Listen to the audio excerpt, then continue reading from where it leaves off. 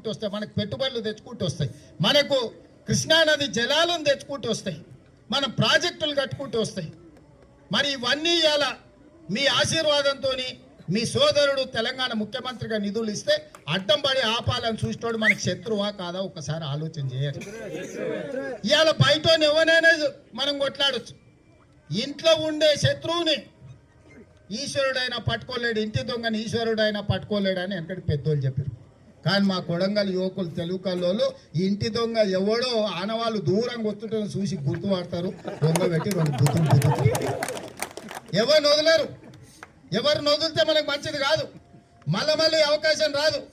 స్వతంత్రం వచ్చి 75 ఏళ్ళు అయింది, ఎన్నడైనా మనకు మంత్రి ఇచ్చినా ఎన్నడు వెనకటికి ఎప్పుడో మనం పుట్టక ముందు అచ్యుతారెడ్డి 6 నెలల సంవత్సరం మంత్రి ఉన్నాడంట. ఎవరు గుర్తు కూడా లేదు, ఏదో పుస్తకంలో చదివినా నేను. ఎన్నడైనా మన కొడంగల్కి చిన్నదైనా మంత్రి పదవి ఇచ్చినారే. మరి ఇవాళ వచ్చుడే మనకు ముఖ్యమంత్రి పదవి వచ్చింది. ఇవాళ ఈ పదవి మన కొడంగల్కి నిధులు తెచ్చి, మన కొడంగల్కు సంక్షేమం తెచ్చి, మన కొడంగల్కు అభివృద్ధి తెచ్చి, మన కొడంగల్ను ముందుకు నడిపించుకునే కార్యక్రమాలు చేయకుండా కాలం పోతే మళ్ళీ వస్తుందా? క్యాలెండర్లో డేట్ మారితే మళ్ళీ వెనక తిరుగుతుందా?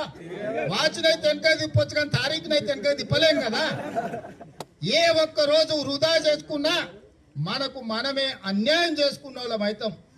ఇవాళ మా మైనారిటీ సోదరులకు చెప్తున్నట్టు రేవంత్ రెడ్డి వస్తుండే బహిష్కరించండి అని. ఎందుక 8 కార్పొరేషన్ చైర్మన్లు ఇచ్చినందుకు బహిష్కరించాలనా? ప్రభుత్వానికి సలహాదారుడుగా షబీర్ అలీ గారిని ప్రభుత్వంలో భాగస్వామ్యం చేసినందుకు బహిష్కరించాలనా? ఇవాళ 6 లక్షల మందికి 6,000 కోట్ల రూపాయలు ఎస్సీ ఎస్టీ బీసీ మైనారిటీ ఈబీసీలకు మీరు వ్యాపారం చేసుకున్న నియోజకవర్గానికి 5-6 వేల మంది యువకులకు 100 నియోజకవర్గాలలో 6,000 కోట్ల రూపాయలు ఇవాళ మిమ్మల్ని బాగుపడుండ్రి, మీరు ఏమన్నా వ్యాపారాలు పెట్టుకోరని నిధులు ఇచ్చినందుకు మనల్ని